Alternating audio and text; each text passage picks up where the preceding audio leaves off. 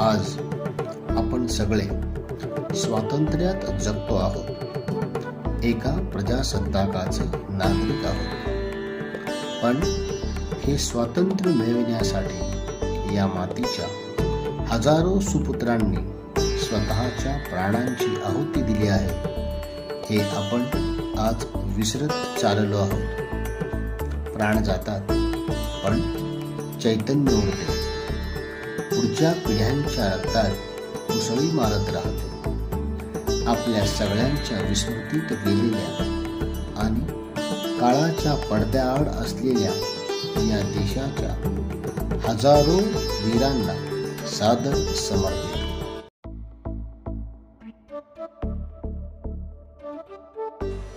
सरणावरती आज आमुची ठेवताच प्रेते, उठतील त्या ज्वालातून भावी क्रांतीचे नेते. स्वातंत्र्याचा अमृत महोत्सव या अंतर्गत लाला हरदयाळ यांच्या संदर्भात माहिती बघणार आहोत.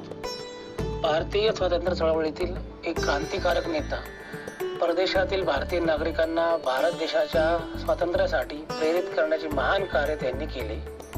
त्यांचा जन्म दिल्ली येथे एका पंजाबी कुटुंबात झाला.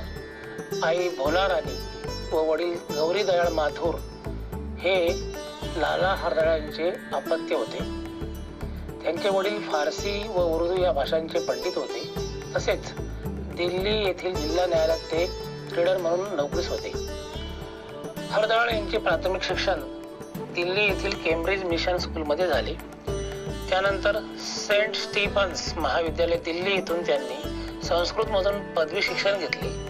पंजाब विद्यापीठ लाहोर येथून त्यांनी संस्कृतमध्ये MA चे पदव्युत्तर शिक्षण प्राप्त केले. ब्रिटिश सरकारने त्यांना पदव्युत्तर परीक्षेत मिळविलेल्या उल्लेखनीय गुणांबद्दल 200 पाउंड इतकी शिष्यवृत्ती दिली. या शिष्यवृत्तीच्या मदतीने त्यांनी पुढील शिक्षणासाठी इसवी सन 1905 मध्ये ऑक्सफर्ड विद्यापीठ लंडन येथे प्रवेश घेतला. या विद्यापीठाकडून त्यांना आणखी 2 शिष्यवृत्त्या मिळाल्या. महाविद्यालयीन काळात हरदयाळ आर्य समाजाकडे आकृष्ट झाले. YMCA young men's Christian association Lahore या संघटनेचे सचिव व लाला हरदयाळ यांच्यात वाद झाल्यामुळे उपरोक्त संघटनेला समांतर अशा यंग मेन्स इंडिया असोसिएशन या संघटनेची स्थापना लाला हरदयाळ यांनी केली. संघटनेच्या उद्घाटन कार्यक्रमाचे अध्यक्ष म्हणून उर्दू व फारसीचे कवी विचारवंत मोहम्मद इक्बाल यांना आमंत्रित केले. इक्बाल यांनी आपल्या अध्यक्षीय भाषणात देशभक्तीवरील स्वरचित काव्य सारे जहां से अच्छा हिंदुस्तान हमारा सर्वांसमोर गायले. हरदयाळ हे महाविद्यालयीन जीवनातच मास्टर हाऊसच्या माध्यमातून आमिरचंद या गुप्त क्रांतिकारी संस्थेचे सदस्य बनले. लंडन येथे शिक्षण घेत असताना इसवी सन 1905 पासून इंडिया हाऊसच्या माध्यमातून परदेशी भारतीय लोकात देशभक्तीचा प्रसार करणारे सशस्त्र क्रांतीचे पुरस्कर्ते श्यामजी कृष्ण वर्मा यांच्या संपर्कात आले. परदेशी भारतीय लोकात देशभक्तीचा प्रसार करणारे सशस्त्र क्रांतीचे पुरस्कर्ते श्यामजी कृष्ण वर्मा यांच्या संपर्कात आले. भारतीय इतिहास अभ्यासाच्या परिणामातून इंग्रजी शिक्षण पद्धतीस पाप समजून इसवी सन 1907 मध्ये हरदयाळ यांनी ऑक्सफर्ड विद्यापीठातील शिक्षणाचा त्याग केला आणि लंडनमध्ये देशभक्त समाजाची स्थापना करून ते भारताच्या स्वातंत्र्यासाठी आंदोलनाचा प्रसार व प्रचार करू लागले. भारतास ब्रिटिशांच्या जाचातून मुक्त करण्यासाठी त्यांनी एक योजना बनवली आणि भारतीयांमध्ये राष्ट्रीय भावना जागृत करून ब्रिटिश धोरणांवर टीका केली. इसवी सन 1908 मध्ये हरदयाळ भारतात परतले. त्यावेळी ते लोकमान्य टिळकांना भेटले.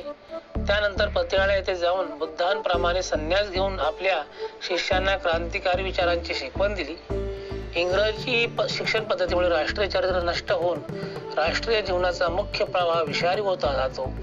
इंग्रज ख्रिश्चन धर्माच्या माध्यमातून आपणास कायमस्वरूपी गुलामगिरी टाकत आहेत, जसे प्रखर विचार त्यांनी प्रवचनातून मांडले. परिणामी अनेक विद्यार्थ्यांनी इंग्रजी शाळा महाविद्यालय सोडली. अनेक सरकारी नोकरदारांनी आपल्या नोकऱ्यांचा त्याग केला. या काळात त्यांनी लाहोर येथील दैनिक पंजाबी या इंग्रजी दैनिकाचे संपादक म्हणूनही काम केले. हरदयाळ यांचा प्रभाव जनतेत वाढू लागल्यामुळे ब्रिटिश सरकारने त्यांना अटक करण्यासाठी हालचाली सुरू केल्या. यावेळी भारतीय क्रांतिकारक नेते लाला लजपतराय यांनी हरदयाळ यांना आग्रह करून परदेशात पाठवले. इसवी सन 1909 मध्ये पॅरिस येथे श्यामजी कृष्ण वर्मा व क्रांतिकारक नेत्या श्रीमती भिकाजी रुस्तुम कामा यांच्या ते संपर्कात आले. तेथे वंदे मातरम व तलवार या मासिक पत्रिकांचे संपादन ते करू लागले. पॅरिस येथे त्यांनी आपले क्रांतिकारक विचार पुढे प्रसारित केले. त्यानंतर इसवी सन 1910 मध्ये अल्जेरिया येथे गेले. तेथून लामार्तिक बेटावर जाऊन त्यांनी काही काळ एकांतवास स्वीकारला. भाई परमानंद यांच्या आग्रहातर हरदयाळ हिंदू संस्कृतीच्या प्रसारासाठी अमेरिकेला गेले. तेथे त्यांनी आद्य शंकराचार्य, कांट, हेगेल व कार्ल मार्क्स यांच्या कार्याचा अभ्यास केला. तसेच अमेरिकेतील कॅलिफोर्निया विद्यापीठात हिंदू संस्कृती दर्शन या विषयावर अनेक व्याख्याने दिली. अमेरिकन बुद्धिवादी लोक त्यांना हिंदू संत, कवी म्हणून संबोधित. इसवी सन 1912 मध्ये स्टॅनफोर्ड विद्यापीठात हिंदू संस्कृती दर्शन या विषयाचे सन्माननीय प्राध्यापक म्हणून त्यांनी नियुक्ती झाली. या काळात त्यांनी गदर नावाची पत्रिका काढली.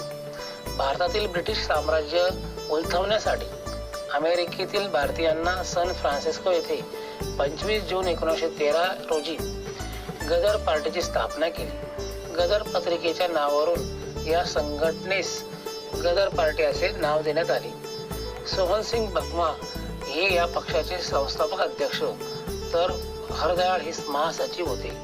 याद्वारे भारतात ब्रिटिशांकडून केले जाणारे अन्याय व अत्याचार याकडे जगाचे लक्ष वेधण्याचे काम हरदयाळ यांनी केले. त्यासाठी त्यांनी कॅनडा, चीन व जपान या ठिकाणी या पार्टीच्या अनेक शाखा उघडल्या. दरम्यान जर्मनी व इंग्लंड यांच्यामध्ये युद्ध सुरू होऊन पहिल्या जागतिक महायुद्धास सुरुवात झाली. यावेळी हरदयाळ यांनी परदेशात राहणाऱ्या भारतीय लोकांना स्वदेशात परत जाऊन भारतीय स्वातंत्र्य चळवळीत भाग घेण्याचे आवाहन आपल्या व्याख्यानामधून केले. त्यामुळे परदेशातील अनेक भारतीय लोक भारतात आले. परदेशात वास्तवत असलेल्या हरदयाळ यांना अटक करण्याकरता हालचाली ब्रिटिश सरकारने सुरू केल्या. तेव्हा ते स्वित्झर्लंडला व तेथून जर्मनीला गेले. पहिल्या महायुद्धाच्या उत्तर कालखंडात जर्मनीचा पराभव होऊ लागल्याने ते जर्मनीतून स्वीडनला गेले. हरदयाळ यांना जगातील 13 भाषा अवगत होत्या. परदेशातील त्यांच्या क्रांतिकारी कार्यामुळे त्यांना भारतात आणण्यासाठी ब्रिटिशांनी प्रयत्न केले, परंतु त्यांना अपयश आले. इसवी सन 1927 पासून हरदयाळ यांनी इंग्लंडमध्ये वास्तव्य केले.